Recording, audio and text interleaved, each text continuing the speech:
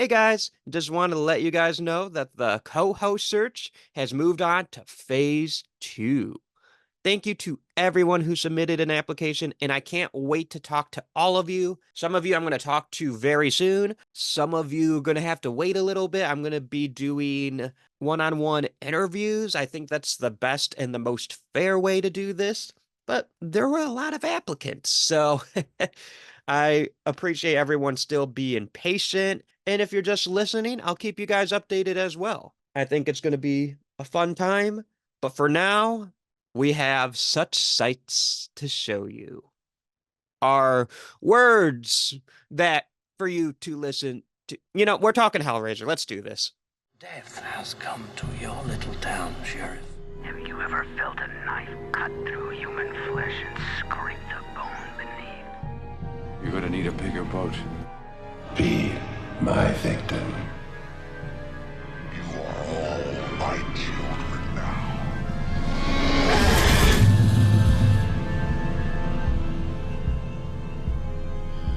Hello, my name is Austin Torres, and welcome to the Would You Die podcast, the show where we talk about our favorite horror monsters and villains. Today, I'm joined by a wonderful guest.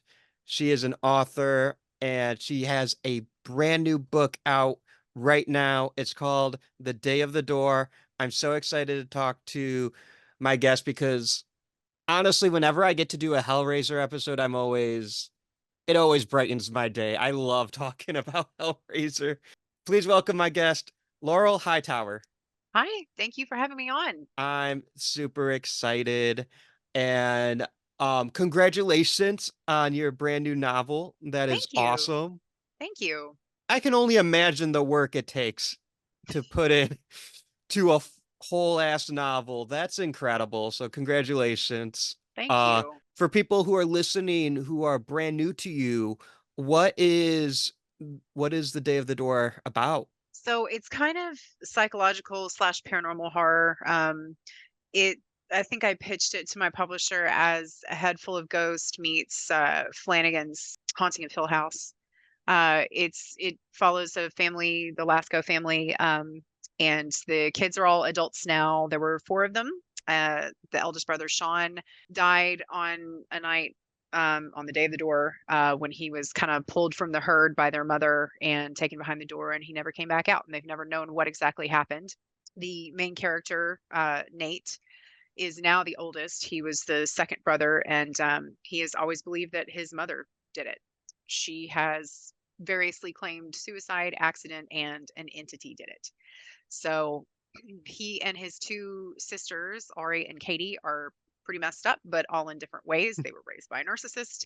And so it kind of deals with they end up, a paranormal team wants to film an episode about what they went through and their house, kind of focusing on their mother's claim that it was an entity that did it.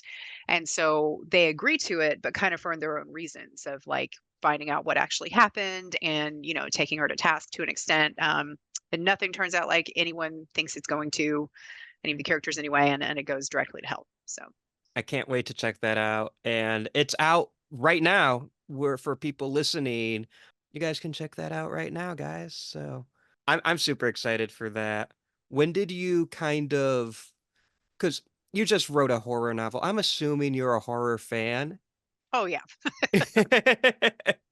I think it's a rather safe assumption, especially whenever someone picks Hellraiser as the main episode topic. You're a fan if you're fucking with Hellraiser. So when did you kind of first discover, oh, horror, I like this. I'm going to be a fan of this. It was probably so early that I don't exactly remember. I know that as a big reader, always a big reader, and for whatever reason, I sucked at math, but I learned to read like really early. So I was just, kind of flying through things, and I would just kind of try whatever. But then I started really honing in on, ghosts and ghoulies and all that kind of thing. And I just remember going to the library and pulling, like stacks of books off and like toddling out of the library under them. So yeah, just after a while, I just kind of realized it was always what made me excited to read. A bad haunted house movie or book is better than none at all, always. I love that. Do you remember any specific examples from when you were younger that really stood out, or was it just kind of just the aesthetic of horror? A lot of it was the aesthetic, but and it's so funny because it's not like at that age I was like following a certain writer or anything. I was just like ghost on the spine, taking it. Yeah. And I would just kind of plow through them. I remember, so I was a very, very literal kid, and it made things a little bit hard for me to understand sometimes. And so I remember like reading a couple of, short story. I think an anthology was one of them, and another one was like a collection, a single author collection. And the anthology was a vampire one, and I just remember being so amused that one of them was like written from the perspective of like a valley girl that like the vampire wanted her. And so it's like everything's like misspelled. And, he's like, oh, do you want to go steady forever? And she's like, no way. Just, I don't, I just remember thinking that it was really funny and an interesting way to approach it. And then I also read when I was younger, a lot of what I read kind of fell into the category of like the general sort of resolution, that it wasn't like a lot of bleak horror that we consume when we're a little bit older, where like there's there's no guarantees, and a good chunk of the time it ends bleakly. But I hadn't dealt with that before. So I was reading in that collection, and there was some story where this teacher's like taking her class on this camping trip. She gets bit by a lizard, and it's some kind of weird fire lizard, and her veins start like burning. And basically like she learns after a while that the more of the lizards are going to just like burst out of her skin. And that's where it ended. And I was like, what? You're just gonna leave her there? What? Like, so there's no resolution. She's not okay. And that just like really blew my mind. And I was kind of like, I don't know if I like this, but it's those are the ones that kind of stick out to me, other than, oh gosh, we all read Stephen King too young, but I don't I don't even remember which ones I started with, honestly. I think if you're a child of the 80s and younger, like I'm a child of the 90s, I know like a lot of people listening to this are children of the 2000s. I hope there aren't any children of the now that we're talking about decapitations and Yeah. gore beyond. Oh, this is a Hellraiser episode, so we're going to talk about everything nasty. And we But strongly suggest that come back to this when you're a little bit older, children. oh yeah.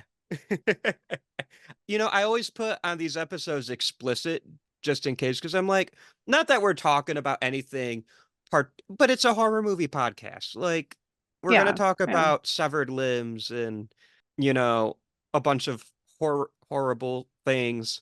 And then like, I don't know, sometimes I like to swear. So I don't need to be teaching 5-year-olds new words on the internet.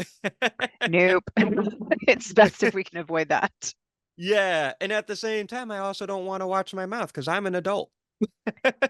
Same. And it was just this like running joke before I had my son, like in my group of friends, that no matter where I was, I would end up cussing in front of a child. And the thing is, like, it was never like I didn't like walk into Chuck E. Cheese and start dropping F-bombs. Like Right. once I was at a bar talking to a friend, and someone with like a 1-year-old was like standing behind me waiting to get by, and I'm, cussing, and someone's like, Laurel, and I'm like, no. I'm at a bar. That's not Yeah. on me. Like if I'd seen the kid, I'd have kept my mouth shut, but like I'm at a bar. That's on you. I had a 3-year-old come up behind me at a private baby shower at a winery. And I mean, the kid had just gotten away from somebody, and like, and of course we were like, oh, okay, we'll help you find your parents. But I'm sitting there telling some story, dropping F-bombs, and everyone's like, Laurel, I'm like, what? There's no way there's a kid. And then there just was, like, standing behind me. I'm like, this is, we rented a room, guys. Like, why is anyone else here? Oh my goodness. And I used to work a retail job and I got a potty mouth. So sometimes I'll just say shit and then I wouldn't even think about it. And then in the back of my mind, I'd be like, I totally just dropped an F-bomb to this customer. But we're talking about Star Wars. If you can't get excited over that, then Oh yeah. then they're in the wrong store. You're the problem, guys. And you're going to learn a lot of cuss words if you read Stephen King. Some of them that still don't make any sense to me, but I'll be pondering those forever. But I think it's interesting because on this podcast, I talk to a lot of a good variety of different horror creatives. So filmmakers, musicians, painters, you name it. It's not terribly often I get to talk to writers. And I do, Oh, but not cool. it's not often. So I'm really interested in what was kind of your path to becoming a horror author. Oh, that's really cool though that that you're interviewing all various types of creators. So that's awesome. I caught your episode with Kaylee and Rob, that horror couple. That was a great episode. It was I really like I Kaylee and love stuff. them. So yeah, they're so fun and nice and interesting, and she takes zero shit, which I love about her. Because I mean, she's super friendly. It's not like she's like, but it's, I've watched her channel and things when something happens, and I'm like, yeah, you go, girl. So no, they're very cool. Um, so the path to it, I guess, was kind of like I come from a writing family. So it was always something that I knew was like something you could do. Yeah. And I desperately did not want to because I would look around and be like, you guys, the mortgage is late. I'm 8. Why do I know that? This is very upsetting. Mm, Like, I was like, I'm going to be an accountant. I'm going to be something that has like a very steady paycheck, very lucrative, and like I'm going to know what I'm doing.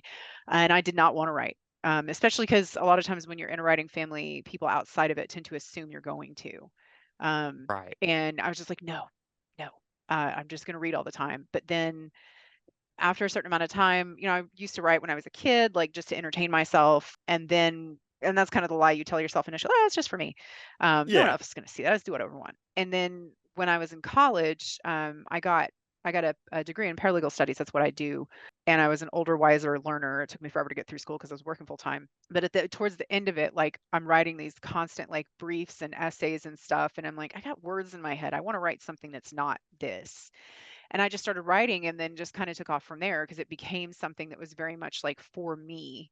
That was a separation from that and a separation from my day job. So yeah, I kind of started doing it. And then like after a while of that, I started actually like letting people look at it. And the minute I sent it, I'd be like, oh my God, there's so many adverbs. Oh God. But yeah, just kind of over time learned how and started submitting and just learned, the indie horror is what really, really took off for me because I'd published my first book in 2018 with Journal Stone, and I didn't know anything about like the whole indie horror community. But then I start like Mhm. delving in and like find out all these publishers and just also these different methods of storytelling that I just like did not get, that I didn't know were out there were like a thing. So yeah, it's hugely broadened my horizons. I was reading something that I wrote like 4 years ago and just thinking like, gosh, this is prior to a lot of like knowledge gaining, but It's always interesting to like look back at your previous work, knowing that if you were to tell the same story now, it would be completely different because you acquire so much more knowledge of your craft, but Mhm. also just you acquire more skills, more tools in the toolbox, so to speak. Yeah, absolutely. I have a thing where once something is published, I never go back and look at it again. And that's just but I mean, sometimes I have to, like if I'm doing a reading for something or if I have to pull Right. something, if someone's doing a special edition or a translation or something, I might have to look at it. But my big fear on that is like that I'm going to look and find a typo, and I just can't. I'm like, if it's out there, I don't want to know. I did like 7 read throughs, like I'm Right. just going to pretend there are no typos anywhere. And sometimes ignorance is bliss. We don't need to know that. Yeah, I can't do anything about it now, so I'm just going to leave it. Exactly. It's out there. It's being, read by so many people. If it was there, someone would have let you know. So there aren't any. Yes, there are some helpful folks who sure do like to point that out. Yeah. But I think that's an awesome journey. And it sounds like it's something where it's like I find it fascinating where it's like you didn't want to do it No, for a not long, at all. but it still kind of found its way. Yeah, and it was interesting because we all were, and people think this is hyperbole when I say this. It's not. When I was like 5, like whatever I wrote, my mom would just red pen it all to hell and back. Like all of us, we got a lot of feedback that possibly we didn't ask for, and was not necessary at that time. But it also meant we all became very strong writers, like particularly, Yeah. within our age range and stuff. And so I acknowledged it as a skill set that was great, for writing papers and writing briefs and things like that. And but I just still I didn't like the idea of, but a lot of it has to do with like personality type. Yeah. I am not a flake. I'm very type A. I mean, you would never know by looking at my house. Like I'm type A about like literally everything else, but I will not clean. Like it's just a thing. I don't do it. So it was hard for me to deal with things that were not like finite. But given the situation that I've got now, where I work part-time at my day job and then I do this part-time, like it's nice because I have, a set paycheck, I have set hours, I have things I understand that I'm doing, and then I have the time for this creativity, which is I'm inordinately lucky in that instance. That's incredible. And you're making it work to rip off my friend Frank Sinatra. You're doing it your way. Yeah. Yes, yeah. Yeah. I don't think I could even necessarily handle being a full-time writer. If nothing else, like I think I need the structure and I need the Mm, like the enforced, because I'm an introvert, and I need sort of the enforced like yeah. interactions, to kind of keep me on track.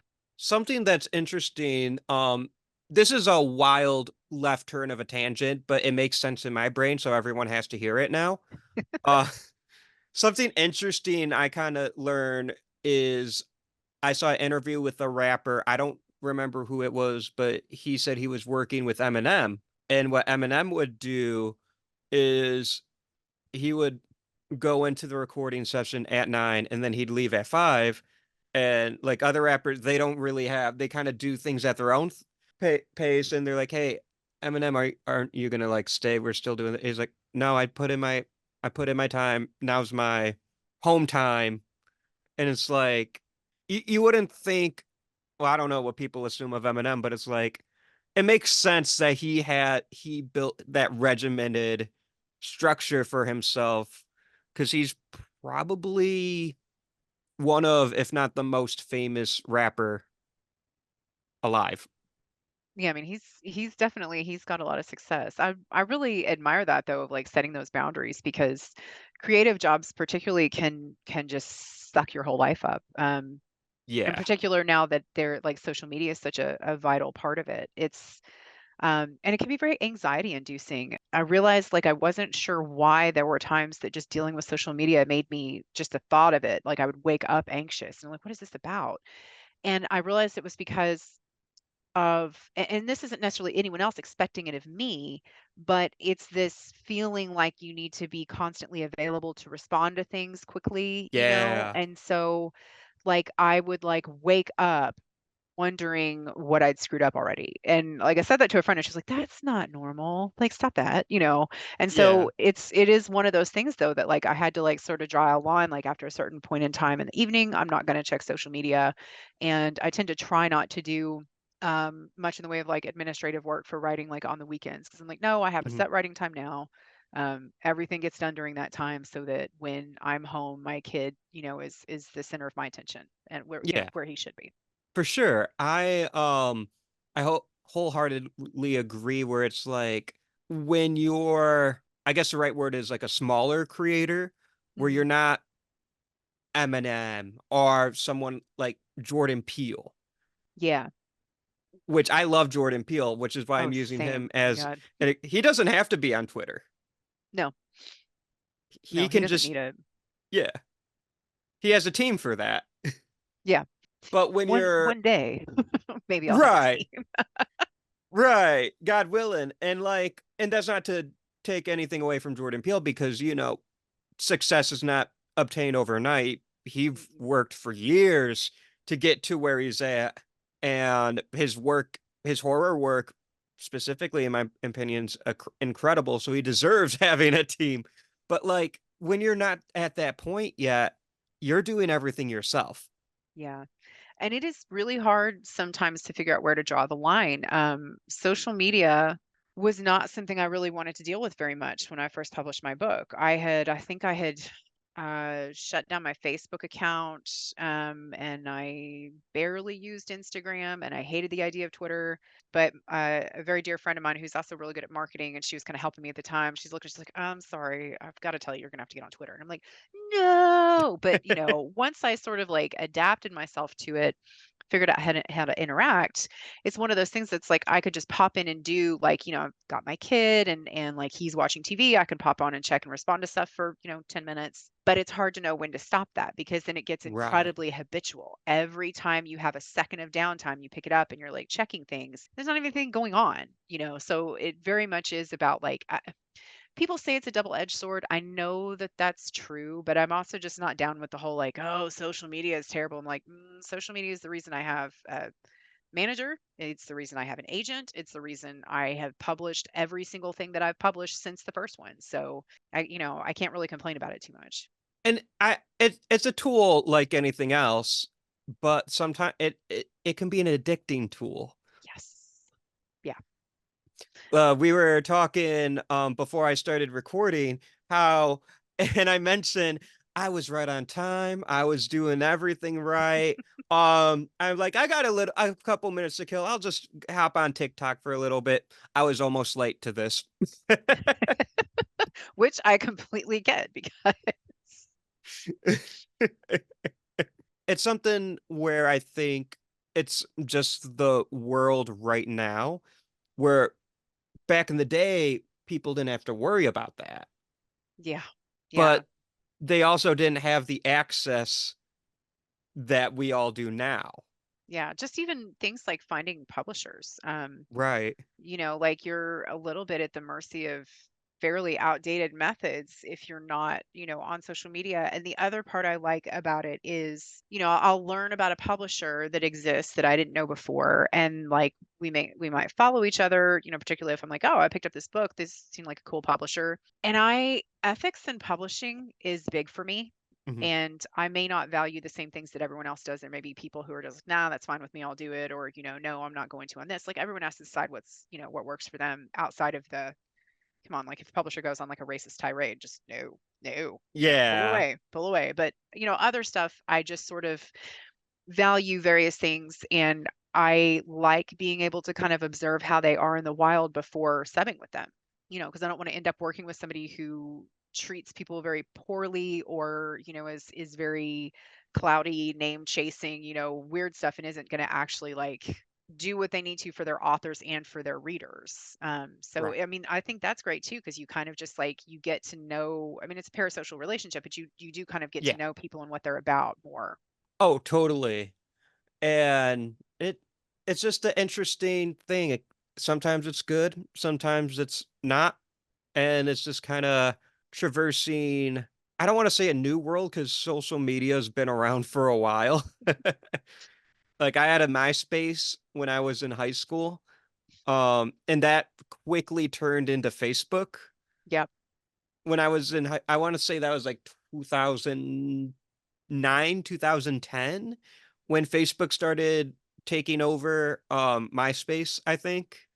It was That sounds around that about time right. Yeah, that sounds about when right. I was in high school then, and then in college it was all Facebook and Twitter, and then Instagram started to kind of take hold. Now it's like Twitter is dying a slow, excruciating death. But a lot of us still can't leave it. Instagram and Facebook are now the same, and TikTok is like the biggest of them all right now. Yeah. Yeah, and TikTok is it's one of those things like when you're learning to market and everything, you're kind of like paying attention to what are these people doing that makes them successful and everything. And there's a lot of buzz about like, oh, you got to get on TikTok. But I find, and I am on TikTok, Mhm. um, but I find that what creates the most success with that, as far as things like getting the word out about your book, is not the author doing it. It is TikTokers who, and book talkers who do that all the time, Yeah. and have really taken the time to build their audience, and I mean, like a lot of times if I notice a sudden sales bump out of nowhere, I'm like, a TikToker has been here, like somebody I didn't know, like is like made this wonderful video about my book and everyone bought it. Like it used to freak Yeah. me out. I'm like, what just happened? Why did that happen? And then it's like, oh, because some wonderful book talk fairy came down and blessed me with their review, which is just phenomenal. I I love that. My TikTok sense is tingling. Something had to have happened out there. I find it interesting because the main topic of the episode is Hellraiser. We love Pinhead, we love the Cenobites. There is a Hellraiser movie that's based off of like an online game. It's like Pinhead Really? in the internet. It's like one of the straight to DVD because the production company had to churn out movies so they kept on so they could keep on to the rights. Apparently it's not very good. I have not seen it, but I know it exists and it stars a young Henry Cavill. Oh my goodness, as Pinhead? No, no, it's still Doug Bradley Oh, as okay. Pinhead. And I think Lance Henriksen might be in this movie. Oh, okay.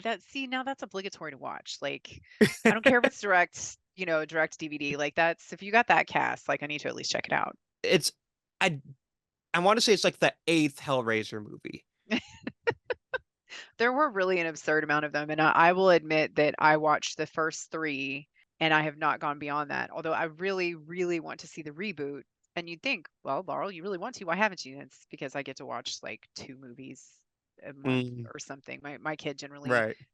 chooses that, and that's fine. He's 6. He doesn't need to be watching Hellraiser. That It's- might that might be an intense watch for a 6-year-old. I think so. Yeah, his tastes do not lean in that direction anyway. So. Okay, because if you show a 6-year-old Hellraiser, they will be guesting on horror podcasts in 20 years. Yes, and probably on therapist couches as well, Yeah, which yeah. I feel like when you're a kid, you're gonna see stuff you're not supposed to see. oh yeah, yeah. Like for me specifically, when I was 3 years old, I kind of stumbled into watching Jurassic Park. Oh, yeah, that's kind of rough. And it's not like my mom let me, but so uh really quick, because I've said this story on the podcast before, and I don't want to bore people who've been with me for a while, but I'm going to. This, the story basically goes my grandma was watching me while my mom was at work, and my mom comes home to me like 20 or so minutes into watching Jurassic Park. And my mom goes to my grandma and she's like, why is he watching this? We're still potty training him. There's an infamous scene with a toilet in Jurassic Park. So she had every right to be concerned. And my grandma was like, he found the VHS and he worked the VCR by himself. Like, I didn't want to stop that because he figured it out himself. And she's like, okay, fine. The scary dinosaur parts haven't happened yet. So she sat down and she watched the rest of it with me. And now look at me now. I host a horror movie podcast. I never quite figured out the toilet situation, but That's okay. That's yeah, minimal. everything else I did okay. But no. So that's kind of like I don't remember that because I was 3, but like I know I seen Jaws when I was 5. That one's a fun one. And like my mom loves horror. So she was good though. It's not like she showed me horror movies. Sometimes the shit happens. Like she'd be watching it and I'd like walk in or I'd like peek in because I knew Yep. she was watching something I shouldn't be watching. So I would like do the little peek. And Carrie is a film that Mhm. messed me up. Yeah, I can see why that would be. Yeah, when so I have a stepson too who's Mhm. wonderful. He's 28 years old. And I came into his life when he was about 10, and he used to do that stuff. Like we'd be watching something that he was absolutely not supposed to watch, and then I would hear like the door creak open and he's like, I'm not looking, I'm not looking. Yes, you are.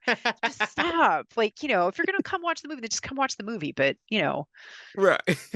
he would also decide when it was done. Like I forget what movie we were watching that had an end portion that I certainly wanted to see, but he'd been waiting to come out and he was like, "All right, we're done here." And I'm like, "Hey."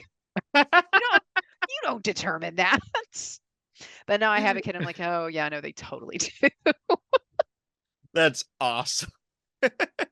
Do you remember the first time you saw Hellraiser? Oh my gosh, like I do, like I have a recollection of it. And I very clearly remember like the visuals of it Yeah. and how just I'm trying to think of the right word for it because it's like it's so compelling. You really Yeah. cannot look away from it. It is deeply disturbing. And I don't remember. I feel like I was probably like either a preteen or a teenager. And Clive Barker's stuff, like again, I was very literal and I was very like did not pick up on symbolism and things really needed to be said like directly to me. Which Mhm. totally drove my parents insane sometimes. They're like, come on, subtext. I'm like, sub what now? That's not a thing. So kind of a lot of the themes of Hellraiser, I was very confused by. I was like, there seemed to be some sexual elements going on. I'm not sure what that's about. These people seem to be in great distress, and yet there's this other part of it. So it made more sense to me when I was older and I read Books of Blood. I was like, oh, this is his thing. Okay, starting to get there now. But I was just very always just enthralled by Pinhead. He was Yeah. always the best part of it for me. Part of his Doug Bradley's voice is so good. Oh yeah. There's something about a Clive Barker horror icon being played by an iconic actor with an iconic voice Oh yeah. because I obviously Doug Bradley as Pinhead. You can't get better than that. And then somehow there's Tony Todd as Candyman.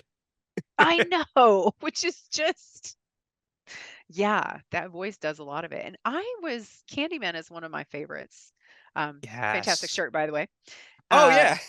So everyone watching the YouTube, I knew we were talking about Hellraiser. I don't have any Hellraiser merch. I I don't think gotta I do fix that. either. I do not, but yeah, I need to fix that. But I was hesitant to watch the recent one because I just thought like, what? Why are we trying to reinvent this? Like, why do we need to? And Right. then I watched it, and oh my God, like I could not have come up with anything that would have just tied in better to that. That was just incredible. I loved that movie so much. It just really expanded the universe. I'm like, how often does that happen? That you have a movie that long after the original that not only that's not only very Yeah. watchable and entertaining and like sticks with the premise, but that expands it in such a way. And it's so beautifully shot, and the Oh my performances gosh. are Those so good. the little shadow puppets at the end were Yes. just like I was just completely sucked in watching that representation of it. It was so good. My only gripe with that movie is I went in wanting to see Tony Todd, and Oh yeah. he's really not in the movie until the last shot, like the very last shot. And I remember the first time seeing the recent Candyman, I'm in the theater and you see him for the first time, and he's like, tell everyone. I'm like, yes, here we go. And then the movie ends. I Yeah. was like, what the fuck? Wait, he just got here. I'm like, no, this is the starting point. But I was like not pleased. And then but I couldn't stop thinking about it. I saw the movie again like a day or two later because I just couldn't stop thinking about it. I'm like, okay, no, I like the movie. I just wanted more. Yeah. I thought it could have been an easy 20 to 30 minutes longer. And if I'm saying that, then I liked the movie. I did not want it to end. Plus then that would give you the extra time with Tony Todd. So really. You get me. But yeah, to bring it back to the iconic Doug Bradley, he is so cool. I love his portrayals as Pinhead. And to be fair, I've not seen them all, but like you mentioned you've seen the first three. Those those first three are so good. Yeah, they are. I mean, I know people don't love the third one as much, but I liked the direction they took with that. I liked the way they brought it more out Yeah. to, I guess, like a wider part of the population could be in danger from it. So, woo, that's always a plus. I I always kind of view the first Hellraiser and the second Hellraiser as being like a great double feature. Yeah. Yeah. And Hellraiser 3 is kind of like a more standalone entry. Yes. That's a really good way of looking at it. Yeah. I think you're right. I'm going to look at my phone for a second because there is a quote. I don't want to get it wrong, but there's a quote from Hellraiser 3. I'm pretty sure I made it my Letterboxd review because it's so funny. I want to make sure I get it right. No, I didn't put it in. I can't remember. I just feel like he's so sassy in the third one. And there was like a Yes. quote. There's a bunch of quotes. I think it's something like he's in the church and there's a priest and he says something. And Pinhead says something along the lines like, "Does it look like I give a damn?" Especially delivered in his voice too. It's just It is so good. And I mean, the first Hellraiser has so many iconic quotes too. yeah. Like I could list off a bunch. I'm sure you could list off a bunch. I always forget how sassy Pinhead is. He's got to wrangle that whole team of Cenobites. He's learned, he's got it down to a T. They have to be put in their place to an extent. Okay, I found the quote. I found the quote. Someone in Hellraiser 3 says, "Jesus Christ," and Pinhead says, "Not quite." That's perfect. I Close. I'm the hell priest, but no. I love it so much. And then like at one point a priest tells Pinhead, "You'll burn in hell for this." And Pinhead says, "Burn? Oh, such a limited imagination." Yes, that's iconic. I love it so much. And then like the first movie, you have like, "We have such sights to show you." Oh yeah. Yeah. Do you have a favorite Pinhead quote? I don't know if I do. Like other than I mean, yes, so like we have such sights to show you. Like anytime I think about this movie, that's sort of what kind of, goes through my head. I don't know if I do. I feel like it's more just like I I just enjoy his interactions with like everyone. I love how he is with people who, are caught in his web. I love how he is with the Cenobites. I love how he is Yeah. with like randos. He's just and I think one of the things that I like about him is with so many horror villains or horror, icons, there's almost this like whether it's intentional or not, there's a little bit of a like, oh, you showed a modicum of curiosity. Now you're going to be punished by your horrible, untimely death. And it's like if the message you're trying to send is we shouldn't ask questions, get bent, like fuck off. That's not right. Yeah. Or like with some of it's like, oh no, you had sex and or had a beer, you're dead. That's I'm like that kind of punishment. No. Whereas I feel like within the Hellraiser universe, it's just more regulated than that. Like and I also feel like if like Penhead shows up to like torture me, I'd be like, all right, I'm sure I deserve this. Okay. Yes, I'll come with. Make me a cool Cenobite, please. Don't make me the guy with the discs in his head. But other than that, it's like I would just accept it. Because I don't know, he's and I really love when we get his backstory. Um, Yeah. I think that's And in the two. second one. Yeah. Yeah, yeah.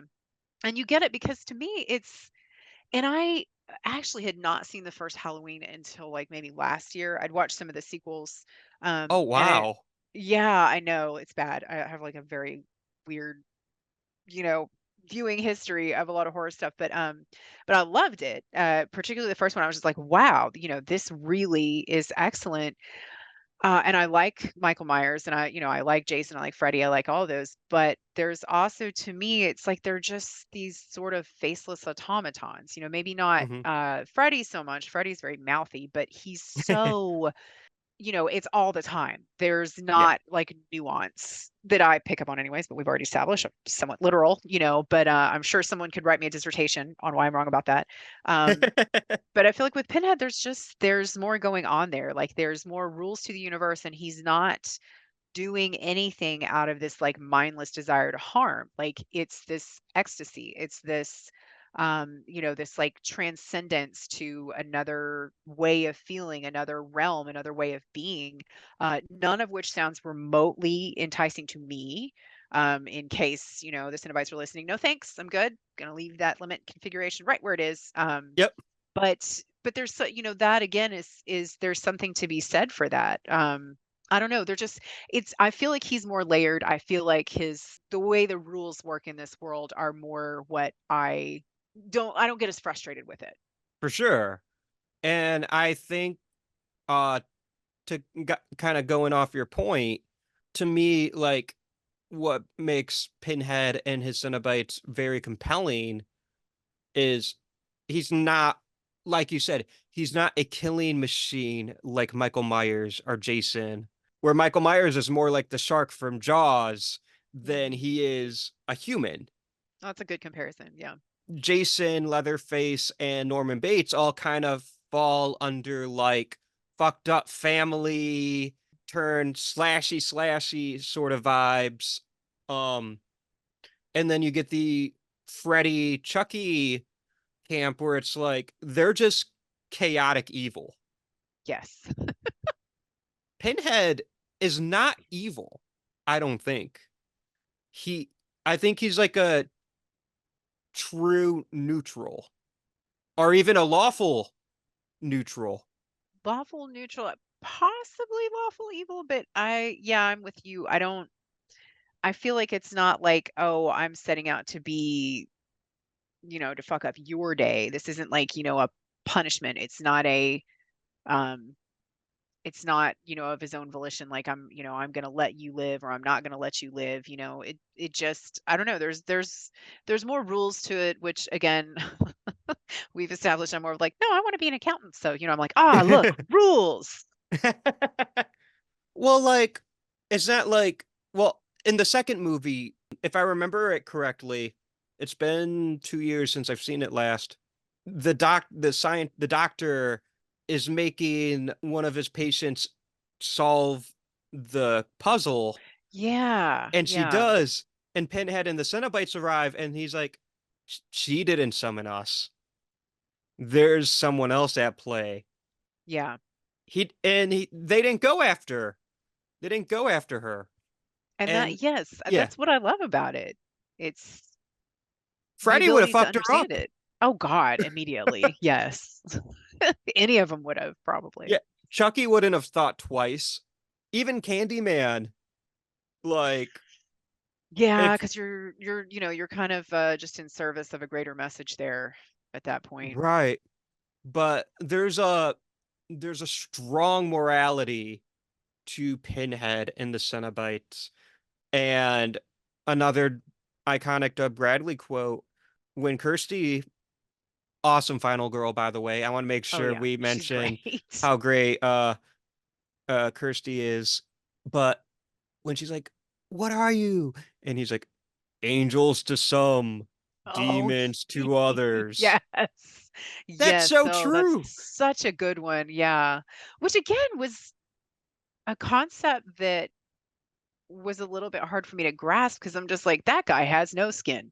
Obviously, this is bad. This is really bad. But then it's like, Right. going back and watching him when I'm older, I'm like, no, that was what he was looking for.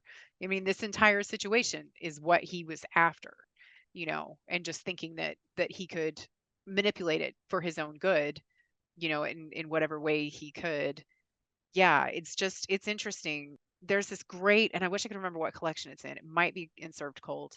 Alan Baxter, I don't know if you're familiar with his writing. He's an Australian writer. He's really, really good. His stuff is very interesting, very good dude. One of these stories, like it covered about like basically like this burglar breaks into a house and he goes down into this basement and he finds all of these people in stages of like horrific torture, Mhm. and he drops everything and leaves, but it bothers him. He's like, oh my god, there's these people and they're suffering and this is horrible, and then he's kind of can't live with himself and he's like, okay, I can't call the police, but I'm going to go back and I'm going to try and liberate them.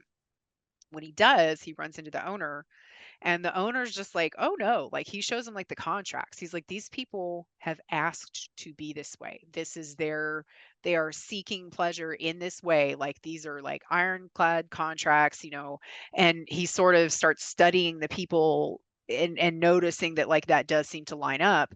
And then he like leaves in it and it completely screws up his whole life. He's just like, has no idea what to do with that. And then I finished reading and I was like, yeah, me too, actually. But it was such an interesting way of like turning it on its head. And in some ways, that's almost more insidious, which I love.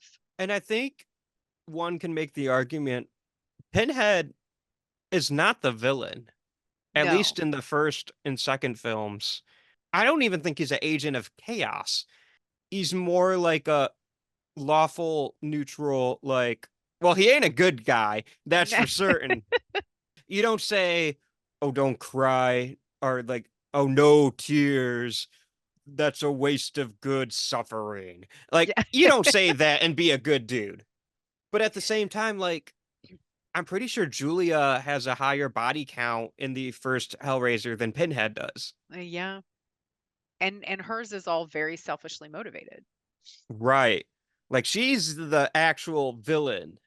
Her Yeah. and Frank are both the actual villains of the story. Whereas I kind of think of Pinhead as like the Tyrannosaurus Rex in Jurassic Park, Yeah. where it's like, you don't want to be in its way. The He's T a Rex is going to sentient do, weapon. yeah, the T Rex is going to do T Rex things, just don't get in the way. And Pinhead is going to do Pinhead things. The difference is you can't bargain with the T Rex. No. You can try, but it probably wouldn't end well. Right. And it still might not end well if you try bargaining with Pinhead, but Kirsty made it work. Well, and you aren't likely to run into him unless you fulfill some very specific requirements. Like, it's not like, with some of these things where you're just like, you're at a place where you're totally supposed to be. You are allowed to be there. You're at a summer camp or you're wherever. And it's like, doesn't matter, wrong place, wrong time. And that Right. just seems vastly unfair. I mean, obviously, that's how the world works, but I don't like that in my fiction. No. What do you mean there are rampaging dinosaurs at my Costa Rican vacation?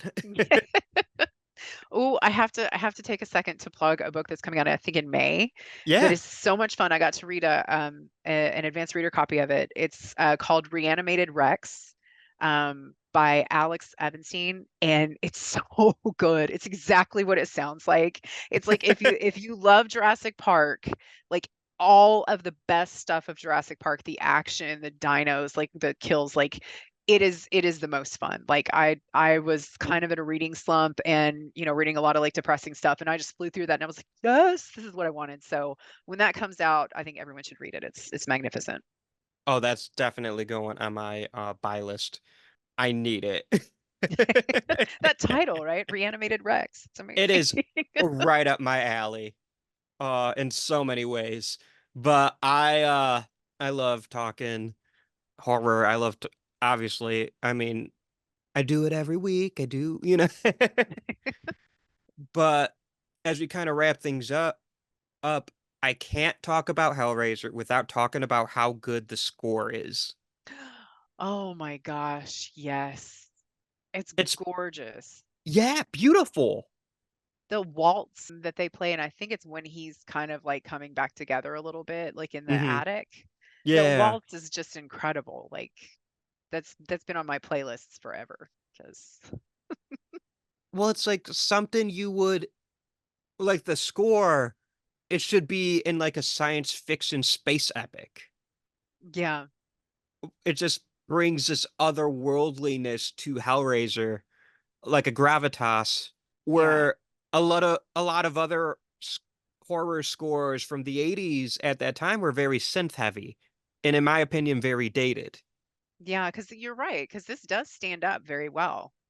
It's it really does, and it is so atmospheric. I think you're right. That's a very good point that it brings this otherworldly atmosphere to it, which is great because it's you're getting that on Earth just with this sort of like door opened. Yeah.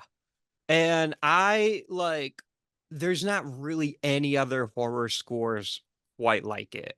Yeah, I haven't heard them if there are, but if anyone watching knows of any, please let us know. Yeah, because like I'm thinking of like the 80s and Ennio Morricone's score for John Carpenter's The Thing is incredible. Um, Yeah. I'm not usually a big fan of synthy scores because I think they can kind of start sounding like each other, and that'll pull me out the movie. That being said, A Nightmare on Elm Street, I think, is one of the best horror scores. I don't think I've heard that on its own. I'll have to look at that. I I It's been a I think long it's time since I've seen it, so. I think the music for A Nightmare on Elm Street's incredible. Once you get it in your ears again, it'll be hard to unhear, I think. And then like I'm trying to think of others scores from the 80s specifically. Gremlins is iconic. That's probably one of the best ones. Is it really? I feel I like think so. I feel like scores is not something I used to really pay a lot of attention to. I was Mhm. always just like very like there for the story, but it's I've got filmmaker friends now and I tend to, because sometimes you try to make things more cinematic in what you're writing, or I try to observe things and be Yeah. like, why is this effective? Why is this so scary? And so I've started paying more attention to stuff like that. And it is very interesting. I don't know if you've listened to Clint Mansell's work at all. Mm.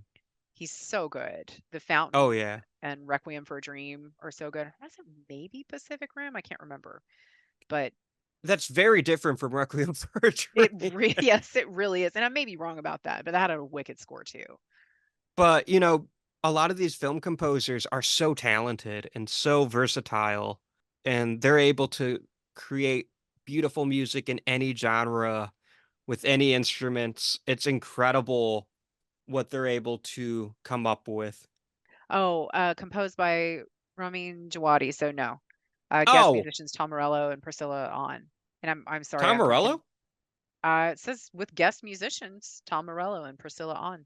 Yeah. I didn't know he did. I love Tom Morello, but I didn't know he was part of Pacific Rim. That's really cool. It's such a good score. Yeah, sorry, I took us down on a tangent, but No, that I was today years old when I found out that the guitarist for Rage Against the Machine worked on a project with Guillermo del Toro. really? Oh, that's exciting. Well, yeah, because Tom Morello, he, is Oh God. Yeah, he's like Rage just Against now. the Okay. Machine. I was like, really? Another one? Amazing. Okay. Yeah, I'm with it. I'm really with it. No, you're good. But I didn't know that, and I love Pacific Rim, and I'm a horrible Pacific Rim fan, so I gotta beat myself up for that. But but yeah, I could talk. I love film scores. I could talk all day about them. But Hellraiser, I think, is just beautiful music, Yeah. and like you said, kind of seeing why it worked. I think Hellraiser would have been a good movie regardless, but I think the music pushes it towards greatness. Yes. Yeah. I agree. It is such an important component of it. It makes I still mad about this. I had to watch Twilight for the first time for a podcast. Um, and I was so annoyed about it because I had managed to avoid it this whole time. And no shade to anyone who likes it. I am not saying that it's bad or that, but it's really not my deal. And one of the things that annoyed me the most was the score. I was like, Mm, okay, so I'm sorry. Are there two composers here who've never met and are definitely not in the same room and probably were not shown the same movie? Because you'll have like one thing that maybe kind of sort of does okay, and then this weird thing that doesn't meld with it and does not match what's going on. And I'm like, I kept pausing because I kept thinking it was like someone's cell phone or there's no way this is actually part of the movie. And I'm like, it is. So yeah. On the flip side of it, a bad score can really kind of, bring it down. and that's why I have a hard time kind of getting into a lot of the B movies from the 80s. I don't want to name any specific examples, but a lot of them don't have great scores, and that brings me out. Yeah. And I wonder if that's just the thing that they didn't feel like they needed to prioritize. Because I have definitely done various things with only half my ass, and like sometimes you're just like, whatever. I just want to kind of get through this. No one's gonna care. And then later you have this really crap product. You're like, yeah, people are probably gonna care. But you know what? I'm done. I don't care. And sometimes it's like there's like a very popular kind of score from the 80s that in my mind I just don't care for. It kind of dates the films from the 80s a lot of times for me, which not every film from the like I'm going to use the Terminator as an example. Mm. Which I love the Terminator, which is why I'm using this one. I like the score for the Terminator, but I think a lot of scores just try to do what the Terminator does and Yeah. doesn't get why it works for the Terminator. Yeah. Yeah, that makes sense. And And then like sorry. no, just well, I keep thinking about Disney scores actually, because my son is a big Disney fan, and but a lot of that stuff is just really what propels it, what Yeah. makes it stick, and what makes it, the Encanto score and Yeah. soundtrack was just stellar. And he really gets into listening to the score songs with no vocals because he can really like see what's going on, like it's still Yeah. telling the story to him, and that's huge. I think The Lion King has incredible Mm. score. I mean, the songs are great. We love Elton John in this house, but Hans Zimmer really brought his A game for a lot of the instrumental work in The Lion King. Yeah. Well, Jurassic Park too. Is one of the just most recognizable, little riffs, and not just the standard one that we all know, but like when things are getting dangerous or where they're getting ready to, Yeah, solve something or, run out there and do something. It's just very propulsive. when you talk about a John Williams score, he's kind of the GOAT. I mean, when you have Star Wars, Jurassic Park, Superman, E.T., Harry Potter, the Indiana Jones, Jaws, Close Encounters, Oh my I mean, gosh. Yeah, that's suck it, to Danny me, Elfman. yeah, when you're talking about guys like John Williams and Danny Elfman, that's where I'm like, well, that's cheating a little bit. It's like But when you throw yeah, Anthony Hopkins in a movie. Okay, now you don't even have to try. He's right, gonna just chew up the scenery no matter what you do. exactly. It's like, is it really that hard when you have Anthony Hopkins in your cast? I might be able to fuck around and make a good movie if I had Anthony Hopkins. Yeah. But yeah, we are unfortunately at that time. I could keep talking film scores. I could definitely keep talking Hellraiser, but if I if I take too much of your time, Pinhead will come over and tear my soul apart. I don't know. It I seems like an excessive punishment, but I asked for it. I do got one more question for you. yeah, If you figured out the lament configuration and summoned the Cenobites, would you die? that's a great question because you add the qualifier if you solved it, because my normal way of avoiding that would be just to not solve the configuration. Yeah. But if I reach that point, I guess I want to hope that I would get to join the team. Like I don't want to just be like another tortured soul. Like I want to just Yeah. commit. I want to become one of them. I want some kind of weird thing going on with my head and some filleted open flesh somewhere, and one of those really cool like leather, one of those, it was like a robe kind of thing, whatever that they're wearing. That's wicked. I want one of those. So hopefully if I solved it, they would be like, well, all right, you can be one of us, you know. I love that answer. That I we can't top that. Like can't beat them, join them. And there are worse clubs to be a part of. Definitely. Yeah. PTA comes to mind. So I love that. Once again, congratulations on your new novel. thank you. I hope everyone listening to this checks this out. It's called The Day of the Door. It's already out. Laurel Hightower. Guys, check it out. Laurel's awesome. And I can't wait myself to check out your book. So, congratulations. Where can everyone find you on the double-edged sword we talked about at the beginning of the episode? Like just about everywhere, and it's like detrimental, but I'm on Twitter, I'm on Instagram, I'm on Blue Sky, I'm on TikTok. And if you just search for Laurel Hightower, it's some combination there of sometimes it's Hightower Laurel, sometimes it's Laurel Hightower, but usually you can find me on any of those. But then, yeah, if you see me on there, like, just tell me to stop. Like, tell me to put my phone down and do something else. I love it. Thank you so much for joining the show today. Thank you. Thanks for having me. Thank you for listening to today's episode. Thank you, Laurel, for joining me and having this wonderful conversation about the one and only Pinhead. We love Hellraiser in this house.